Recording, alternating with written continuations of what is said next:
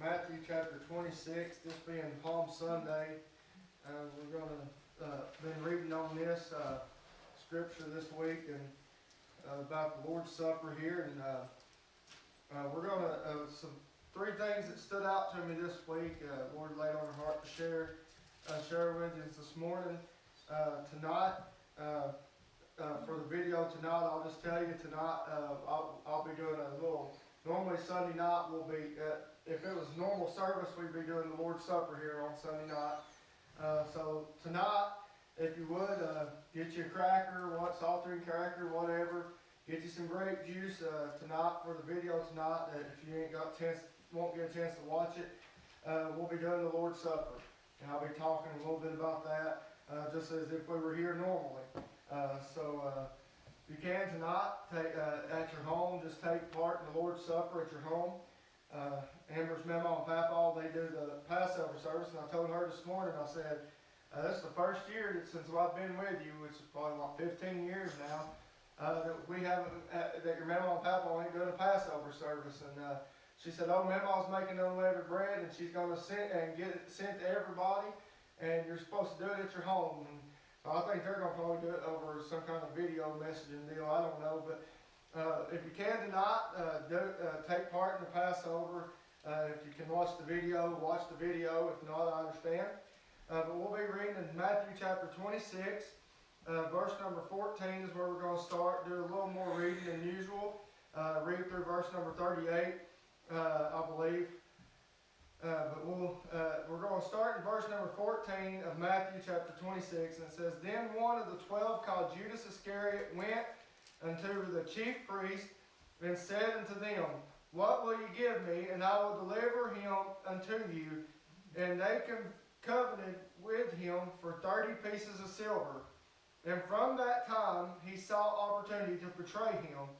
Now the first day of the feast of unleavened bread, disciples came to Jesus, saying unto him, Where wilt thou that we prepare for thee to eat the Passover?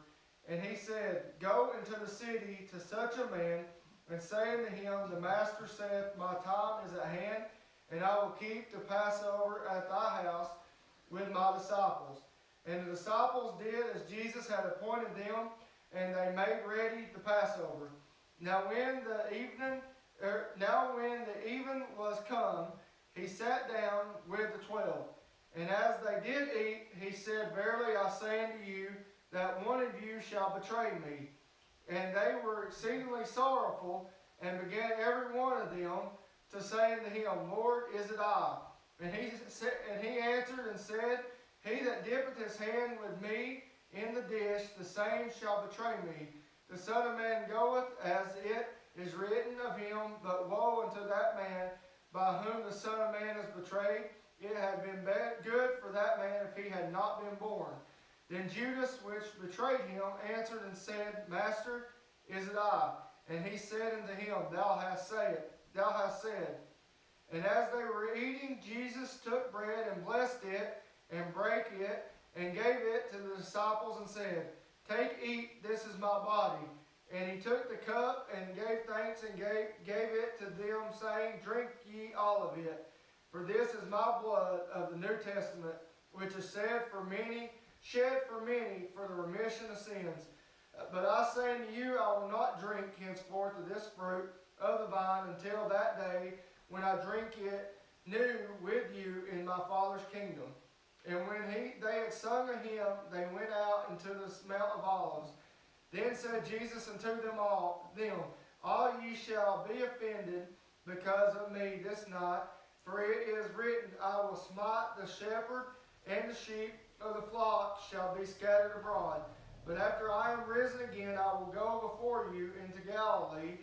Peter answered and said unto him, Though all men shall be offended because of thee, yet will I never be offended. Jesus said unto him, Verily I say unto thee, that this night before the cock crow, thou shalt deny me thrice. Peter said unto him, Though I should die with thee, yet I will not deny thee. Likewise also said all the disciples. Then cometh Jesus with them into a place called Gethsemane, and said unto the disciples, Sit here with me while I go and pray yonder. And he took with him Peter and the two sons of Zebedee, and began to be sorrowful and very heavy. Then said he unto them, My soul is exceedingly sorrowful, even unto death. Tarry ye here and watch with me. And he went a little further, and he fell on his face, and prayed, saying, O my Father, if it be possible, let this cup pass from me. Nevertheless, not as I will, but as thou wilt. And he cometh unto the disciples, and findeth them asleep, and said unto Peter, What, could ye not watch with me 1 hour? Watch and pray that ye enter not into the temptation. The spirit indeed is willing, but the flesh is weak.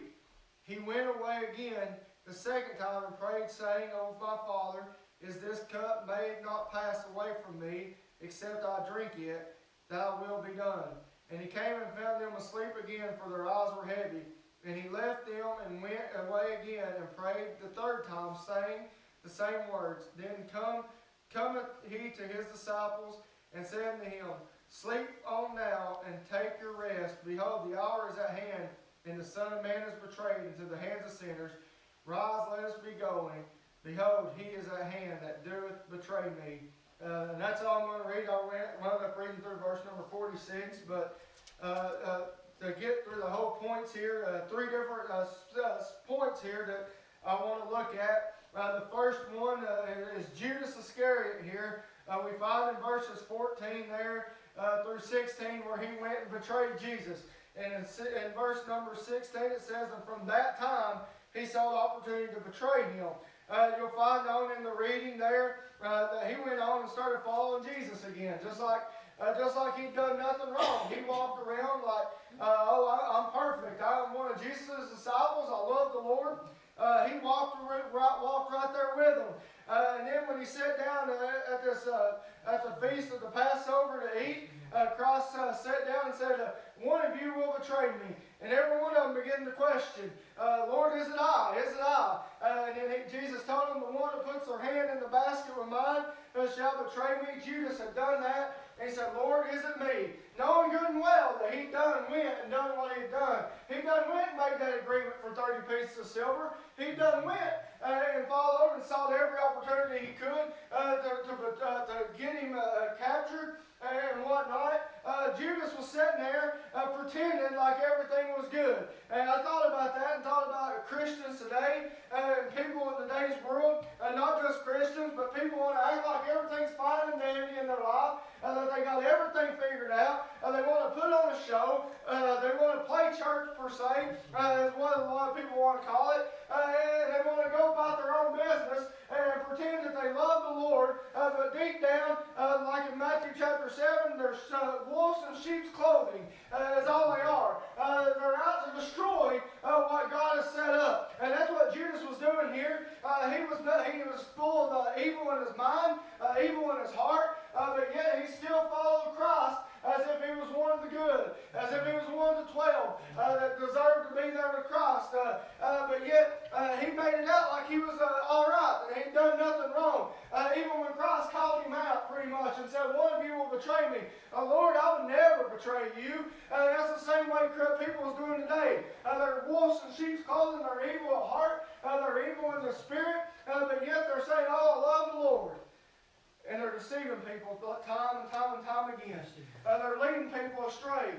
Judas here, he was trying to, he had everybody fooled. He had all those the other 11, they all were full. They didn't know what he'd went and done. But yet, when the time came, Lord, is it I? The Lord said, Thou hast said. Amen. The Lord knew who it was that was going to betray him. It was all part of God's plan that one of them would betray him.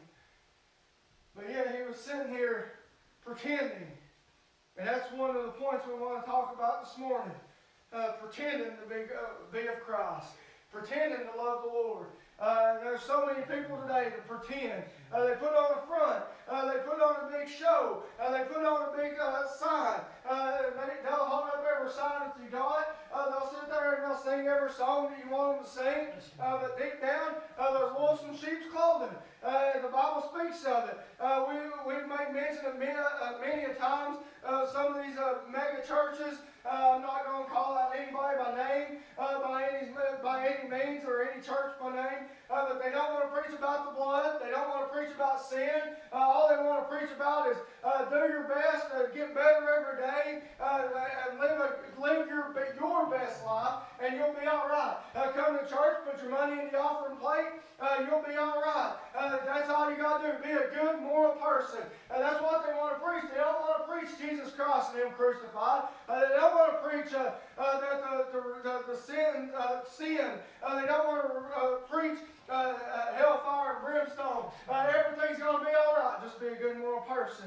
And that's what they're doing. They're deceiving people. People by the thousands are flocking in. Why? Because they go in and they get something that makes them feel good for a week. Makes them feel good about themselves. But what the Bible tells us, His Word is sharper than a two-edged sword.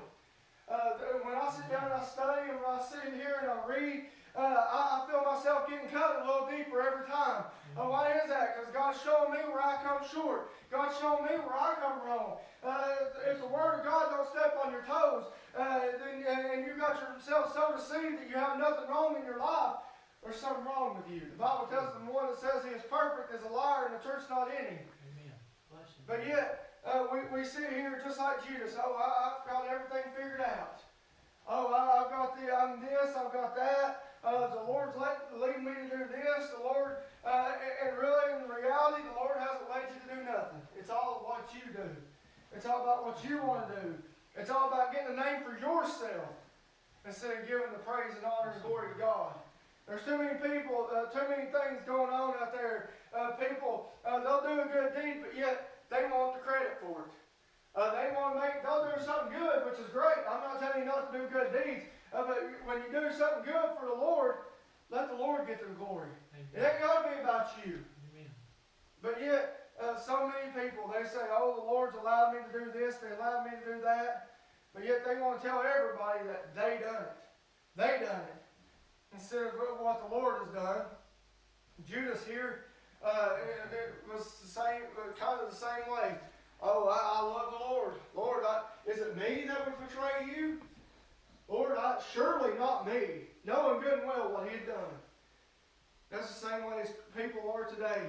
Oh, I love the Lord. I know without a doubt I'm going to heaven. I know without a doubt I've been saved. But yet, there's no fruits in their life that even resembles the Lord. And that's how it was here. You could look at Judas probably and say, well, he's followed the Lord. He's got fruits about him. They probably thought, well, surely it wouldn't be Judas. I don't know how Judas's character was back then, but for all these people, every one of these disciples sitting here saying, oh, Lord, surely it ain't me.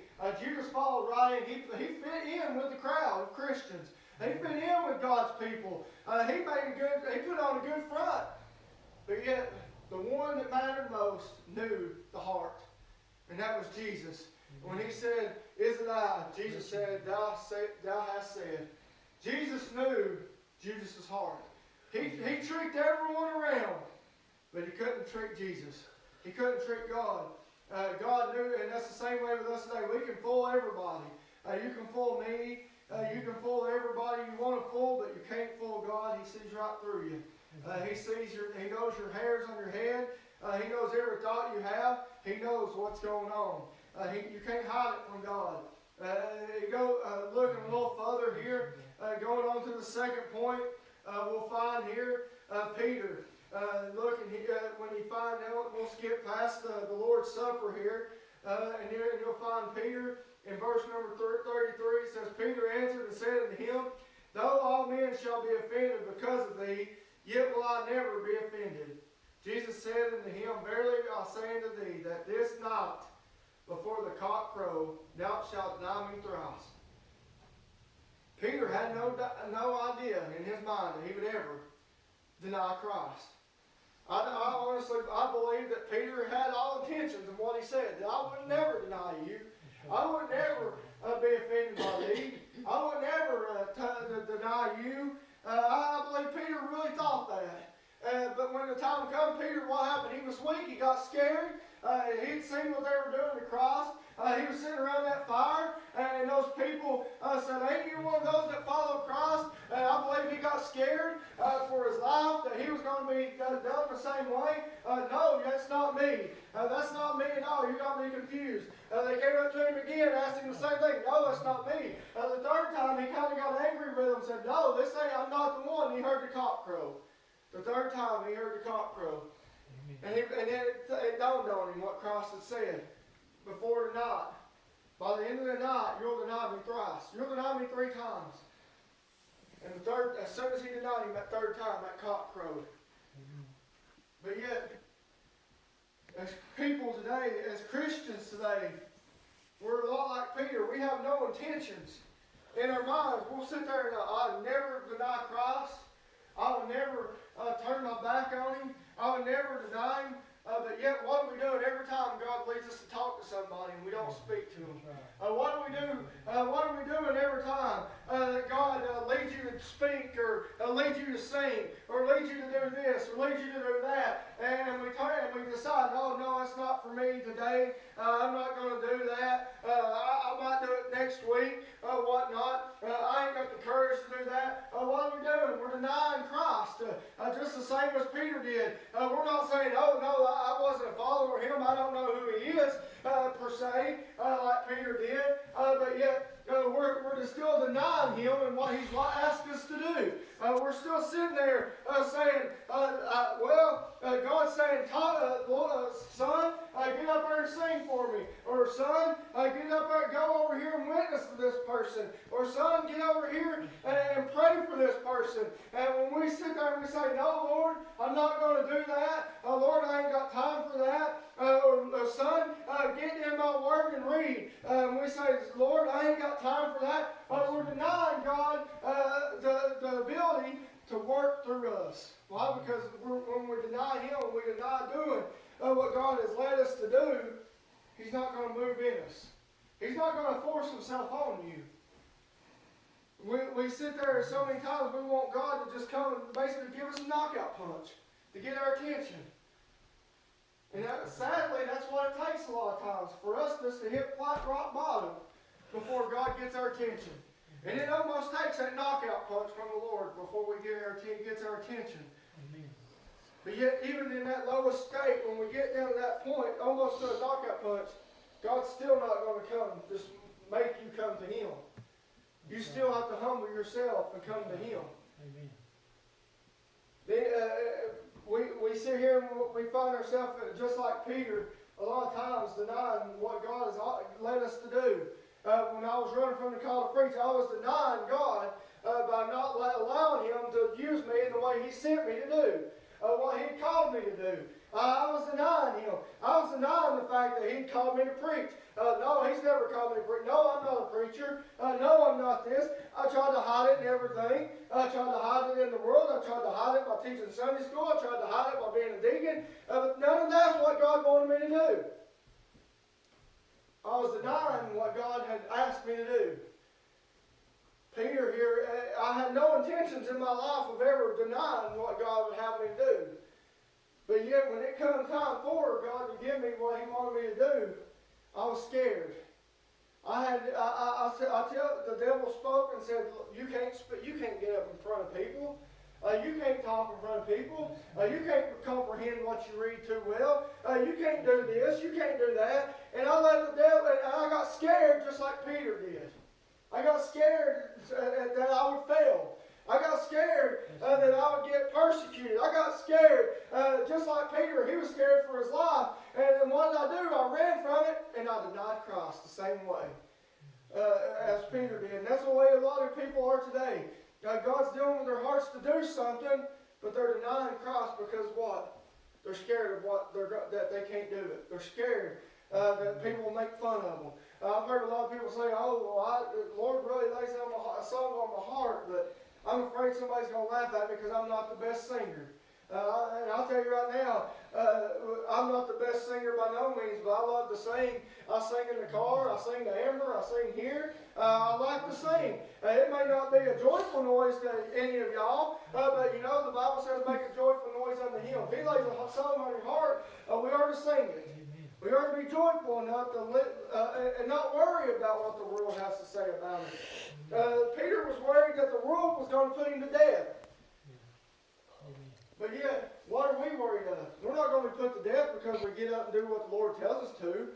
We're not going to be put to death if the Lord's calling us to preach, if we get up and preach. We're not going to be put to death if the Lord lays a song on your heart to sing. Yeah, you might get laughed at, but guess what? The people that's laughing, the one that's making fun, the one that's persecuting, let the Lord deal with them. You can do what the Lord leads you to do. You don't know why God's leading you to do that. It may be someone that's waiting on you to do that. Someone may be back there sitting there saying, Lord, if so-and-so will just get up and sing a song, I'll go to that altar and I'll make it right with you. We don't know what God, if God's laying it on your heart, He's already working on the other end for whatever the reason it may be.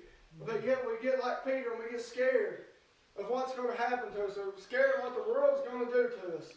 Instead of doing what, just going ahead and following the Lord, we just wind up denying Christ, denying the ability of Christ to work through us. And then the last point we want to look at here is there at the end when Jesus went here into went to them to a place called Gethsemane and said unto His disciples, "Sit ye here while I go and pray yonder." He took Peter and the two sons of Zebedee and began to be sorrowful and very heavy. Then said He unto them, "My soul is exceedingly sorrowful, even unto death. Tarry ye here and watch with me." They've done sit here.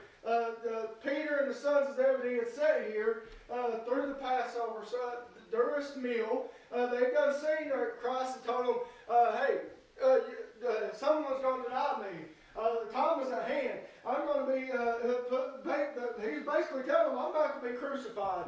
My time here is done." The Lord, and he done sit here and told Peter, "You're going to deny me 3 times before the night's up." And yet, then he gets here in Gethsemane with Peter and the sons of Zebedee, and he says, my burdens are heavy. He says, "My soul is exceedingly sorrowful." And yet, he said, "Sit here and watch." He wanted to go pray before they come and got him. He said, "Sit here and watch for me." He went and prayed. He went a little further out and he prayed and he come back. What were they doing? They were sleeping. They were asleep. No doubt they were probably tired. Back then they traveled on foot. They probably walked a long journey that day. I don't know how far they'd walked, but no doubt it'd been a long day. They'd been through a lot of things, emotional stuff that they went through just in that room. When Christ told them, "You're going to deny me. Someone's going to deny me 3 times. Someone here is going to, someone's going to betray me." That's emotional things, and we all know. You can sit at home and do nothing, but when you start worrying, you get all this emotion. It wears you down. It makes you tired. Just the same as the travel. So they had a very stressful day that day. They had a very long day. So no doubt, Peter and the sons of Zebedee were very tired. But knowing what God had done said to them, knowing the importance of what was about to happen, they still couldn't stay awake. They sat down, just like me watching a movie. I curl up in a blanket, and I lay down, I get comfortable, and I fall asleep. They sat down, they got comfortable on that ground, and they fell asleep. They couldn't stay awake long enough for Christ to go pray just for a little while and come back. He come back, he woke them up. He said, "Oh, my Father," and he said in verse 40, "If he cometh unto the disciples, and and findeth them asleep, and said to Peter, What could ye not watch with me an hour, 1 hour? Watch and pray that ye enter not into temptation. The spirit indeed is willing, but the flesh is weak." And that's what we want to look at tonight, this morning. The spirit indeed is willing, but the flesh is weak. If they were tired, their flesh was weak. The spirit, he told them to sit there and pray. He told them that time, he said, when he came back and found them asleep, he told them before he went and prayed the second time, stay and pray. so you don't fall into temptation. Keep yourself busy praying. Pray for me. Pray that God's will be done. Praying. But yet what they do, they fell back asleep instead of doing what the Lord commanded them to do. They sat down and they went to sleep. And that's what it said. And then he told them there before he walked off the second time, he said, the spirit is willing. Amen. The spirit, if I can find it here real quick, it says, watch and pray that ye enter not into a temptation. The spirit indeed is willing, but the flesh is weak. The spirit's willing to move in us this morning. Amen. If we just do what the Lord tells us to do. If we sit and follow the Lord's guidance. But the flesh is weak. When that flesh gets weak, what do we need to do? We need to go to the Lord in prayer, just like he told them here. Sit and pray. The Spirit's wanting to work. The Spirit will help you stay awake. But your flesh is weak. Don't fall into temptation. Sit up and pray, and you won't fall asleep. And that's the same way with us. We sit there so many times we get tired. The Bible tells us, come unto me, all you that are heavy laden, and I will give you rest. We get tired, but instead of going to the Lord and reading the Word of God, and I'm not talking about physical tired, I'm talking about spiritually tired. We get spiritually worn out. We get spiritually weak. We get down and out. We get down disheartened sometimes. And what we do in times like that, we feel like you sit there and witness to somebody over and over and over again, and they just keep denying you and telling you to go on. They don't want to hear it, and you keep praying for something, for God to move in this way or that way, and you don't see the prayers being answered. What do we need to do? It's so easy a lot of times to get downhearted.